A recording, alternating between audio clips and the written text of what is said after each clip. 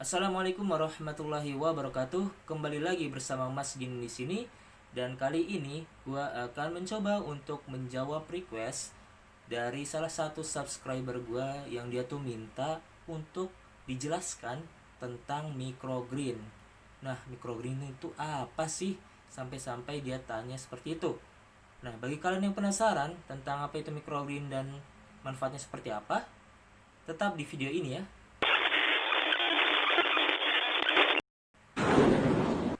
Oke, sekarang kita langsung bahas aja ya tentang microgreen.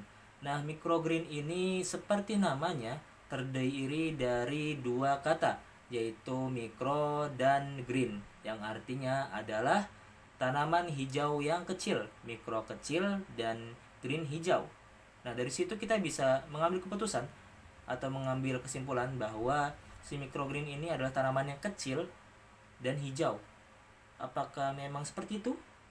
Nah, jadi kita harus telaah lagi nih tentang pengertian tentang bahasa itu tadi ya, tentang mikro dan green. Nah, mikro green ini adalah tanaman yang berusia 7 sampai 14 hari tergantung tanamannya. Nah, bagi kalian yang bingung, tanaman microgreen itu seperti apa sih? Nah, kalian pernah mungkin bisa ngeliat di video gue sebelumnya ya tentang tanaman cesim yang beberapa hari yang lalu gue semai dan sekarang udah pindah tanam. Itu umurnya kurang lebih seminggu lebih dikit lah. Nah, itu bisa disebut sebagai microgreen dan itu bisa dikonsumsi secara langsung. Nah, ya kan, dari situ kita bisa tahu kalau microgreen itu bukan hanya tentang cesim, tapi microgreen itu adalah sayuran. Semua sayuran bisa dijadikan microgreen. Jadi nggak ada tanaman khusus yang bisa disebut oh ini microgreen. Nggak gitu. Jadi semua sayuran bisa dijadikan microgreen. Entah itu kangkung, bayam, bayam merah itu juga termasuk microgreen. Cesim, pakcoy, pokoknya sayuran bisa dijadikan si microgreen. Nah, ini menarik banget kan. Nah, microgreen ini dulu cuma digunakan oleh para chef. Chef itu biasa menggunakan microgreen ini sebagai garnish, pendamping makanan utama yang bisa dimakan atau ya biasanya disingkirkan begitu aja lah. Tapi ternyata belakangan ini masyarakat semakin pintar dengan mencari tahu kenapa si chef ini, koki ini memakai microgreen sebagai garnish. Ternyata microgreen ini memiliki kandungan yang katanya menurut penelitian ya, memiliki kandungan yang lebih tinggi dibandingkan tanaman yang dewasanya. Seperti tanaman selada misalnya, yang kali ini gue bahas.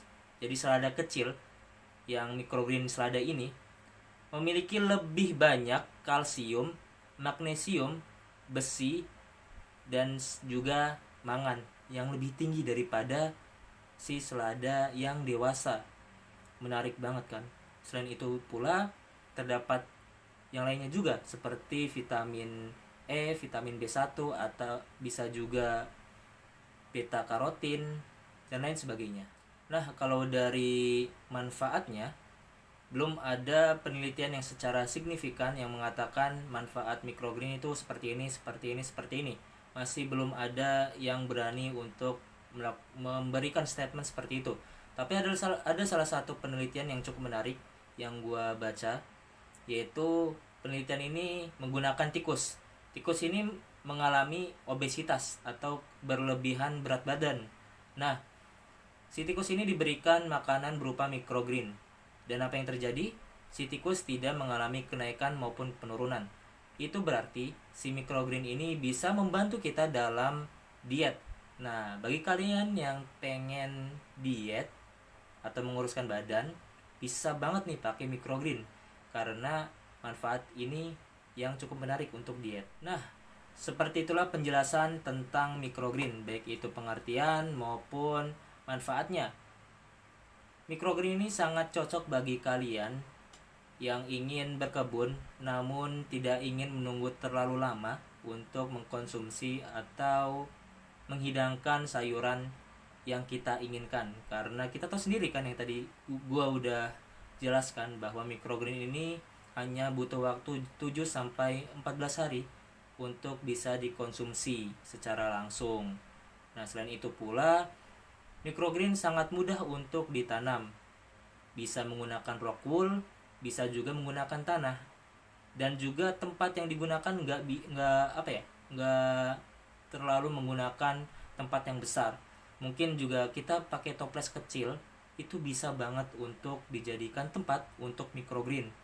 Nah, gampang banget kan, segampang itu berkebun. Ini salah satu metode yang sangat gampang yang gua rasa kalian bisa sih. Kalian bisa karena ini nggak butuh waktu banyak, nggak perlu waktu yang lebih lama lagi untuk menunggu si tanaman ini bisa dikonsumsi. Namun sebanyak itu manfaat dan kemudahannya dari microgreen, ada salah satu kelemahan yang cukup bikin kita mengelus dada atau menghela nafas lah. Apa itu kelemahannya? Yaitu kita hanya bisa memanen satu kali.